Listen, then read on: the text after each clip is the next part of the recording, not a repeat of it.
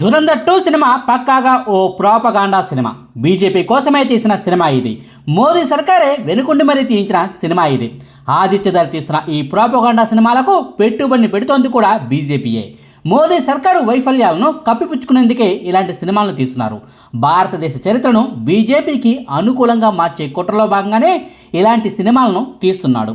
ఇవి ధురంధర్ 2 సినిమా దర్శకుడు ఆదిత్యధర్పై యూట్యూబర్ ధ్రువ్ రాటే చేసిన విమర్శలు. అతడే కాదు, కాంగ్రెస్ నేత రషీద్ అల్వీతో పాటుగా ఇతర కాంగ్రెస్ నాయకులు, సినీ యాక్టర్ ప్రకాష్ రాజ్ సహా మరికొందరు పొలిటికల్ లీడర్లు సైతం ధురంధర్ 2 సినిమాను ప్రోపగాండా సినిమాగానే విమర్శలు గుప్పిస్తున్నారు. పాకిస్తాన్లోను, భారత్లోను రియల్గా జరిగిన కొన్ని ఘటనలు తీసుకుని ఈ ఘటనల మధ్య ఓ కల్పిత ఇండియన్ ఏజెంట్ పాత్రను సృష్టించి అద్భుతమైన హీరోయిజంతో కథను రాసుకుని నిజంగా ఇలాగే జరిగి ఉంటుందనిపించేలా జనాలను ఏమార్చేలా సినిమాను తీశారన్నది వీళ్ళంతా చేస్తున్న అభియోగం. అసలు నిజంగా దర్శకుడు ఆదిత్యధర్ గారు బీజేపీ కోసమే పనిచేస్తున్నారా?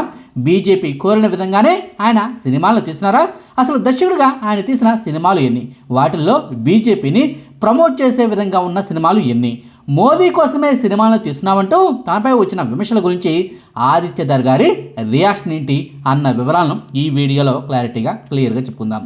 2006 సంవత్సరంలోనే బాలీవుడ్ సినీ ఇండస్ట్రీలోకి వచ్చినప్పటికీ సినిమా ఛాన్స్లు అయితే ఆదిత్యధర్కు అంత ఈజీగా దక్కలేదు. అసిస్టెంట్ డైరెక్టర్గా చాన్నాళ్ల పాటు పనిచేశాడు. కొన్ని సినిమాలకు డైలాగ్స్ను రాశాడు, ఇంకొన్ని సినిమాలకు పాటలను కూడా రాశాడు. అసిస్టెంట్ డైరెక్టర్గా పనిచేస్తే వచ్చే ఆదాయం సరిపోక ఆర్జేగా కూడా పనిచేశాడు. దాదాపుగా 13 ఏళ్ల పాటు నానా కష్టాలు పడ్డాడు. కట్ చేస్తే 2019 సంవత్సరంలో ఉరి ది సర్జికల్ స్ట్రైక్ అనే సినిమా ఆయన నుంచి వచ్చింది. అదే ఆయన దర్శకత్వంలో వచ్చిన మొట్టమొదటి సినిమా. ఆ సినిమాకు 2016 సంవత్సరంలో అంకురార్పణ జరిగిందన్నమాట వాస్తవం. 2016 సంవత్సరం సెప్టెంబర్ నెల 18వ తారీఖున జమ్మూ కాశ్మీర్లోని ఉరి ప్రాంతంలో ఉగ్ర దాడులు జరిగాయి. ఈ దాడుల్లో ఏకంగా 19 మంది ఆర్మీ జవాన్లు మరణించారు. ఈ ఉగ్రదాడులకు ప్రతీకారంగా అదే నెలలో అంటే సెప్టెంబర్ నెల 28వ తారీఖున అర్ధరాత్రి దాటిన తర్వాత పాకిస్తాన్ భూభాగంలో ఉన్న ఉగ్రవాదుల క్యాంపులపై భారత్ విరుచుకుపడింది, సర్జికల్ స్ట్రైక్స్ చేసింది. ఇది మోదీ మొట్టమొదటిసారి ప్రధానమంత్రిగా ప్రమాణ స్వీకారం చేసిన తర్వాత జరిగిన దారుణ ఘటన. నిజానికి ఈ అంశంపై సినిమాను తీయాలని ఎవరు అనుకున్నా సరే తప్పకుండా మోదీ గారికి క్రెడిట్ ఇవ్వక తప్పదు.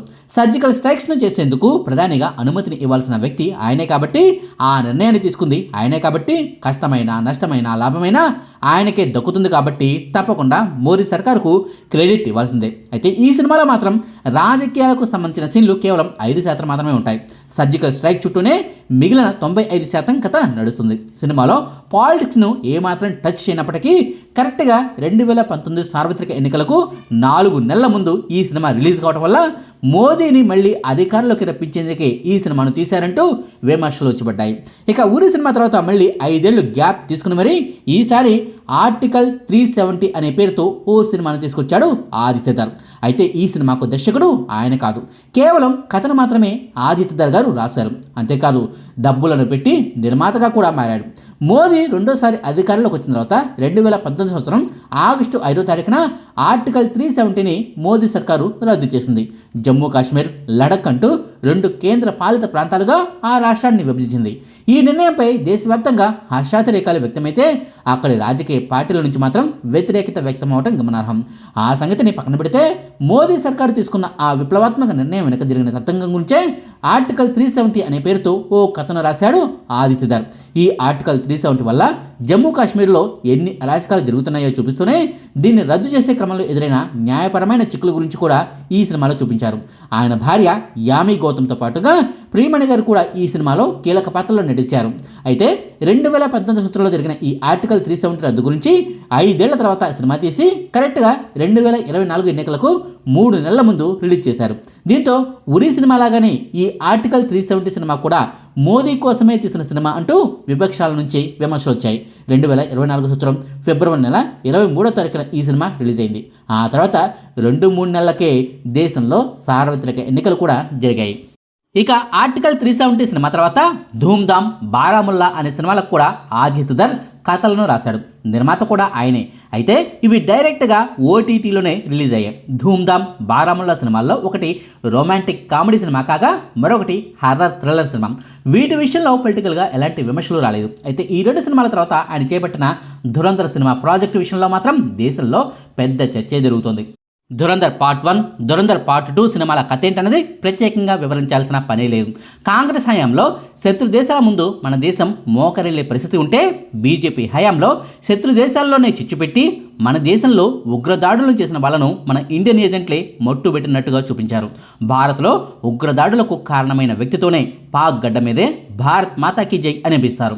మోదీ గారి నోట్ల రద్దు నిర్ణయం వెనుక అసలు కారణం ఇది అంటూ దాన్ని సమర్థించడం దగ్గర నుంచి యూపీలో గ్యాంగ్స్టర్లు, పొలిటికల్ లీడర్లకు ఉగ్రవాదులతో సంబంధాలు ఉంటాయని చూపించిన వరకు అన్నీ కూడా ప్రస్తుతం విపక్షాల నుంచి విమర్శలు తెచ్చిపెడుతున్నాయి.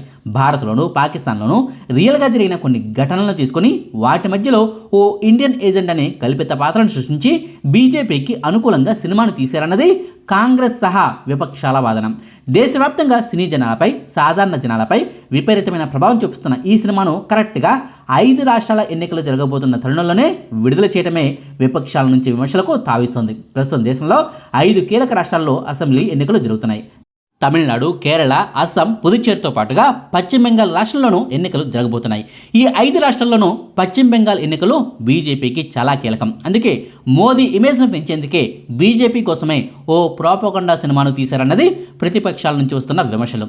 నిజానికి ఆదిత్య తీసిన ఉరి ది సర్జికల్ స్ట్రైక్ సినిమా కానివ్వండి, ఆర్టికల్ 370 సినిమా కానివ్వండి కరెక్ట్గా సార్వత్రిక ఎన్నికలకు ముందే రిలీజ్ అయ్యాయి. ఇప్పుడు వచ్చిన ధురంధర్ 2 సినిమాల ప్రాజెక్టులు కూడా 5 రాష్ట్రాల ఎన్నికలకు ముందే రిలీజ్ అయ్యాయి. అందుకే ఆదిత్య సినిమాలపై ఓ సెక్షన్ నుంచి తీవ్ర వ్యతిరేకత వస్తుంది. ఉరి సినిమాలోనూ, ఆర్టికల్ 370 సినిమాలోనూ మోదీ సర్కారు నిర్ణయాలనే ఆదిత్య హైలైట్ చేశారు.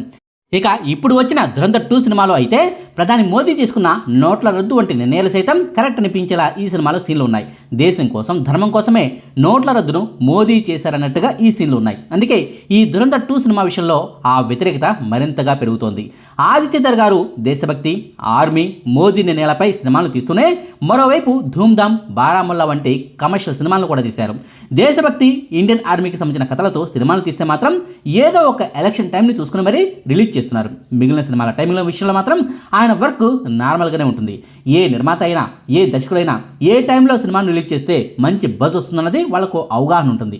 ఎన్నికల టైంలోనే ఇలాంటి సినిమాలకు బజ్ ఉంటుందన్నది బహుశా ఆయా సినిమాల నిర్మాతల అభిప్రాయం కావచ్చు. కాబట్టి రిలీజ్ చేసే డేట్ విషయంలో తప్పుపట్టడానికి ఏమీ లేదులే, కానీ ఆయన ఎంచుకుంటున్న సబ్జెక్టులు, కథలు మాత్రం ఖచ్చితంగా మోదీ సర్కారుకు పాజిటివ్గానే ఉంటున్నాయి.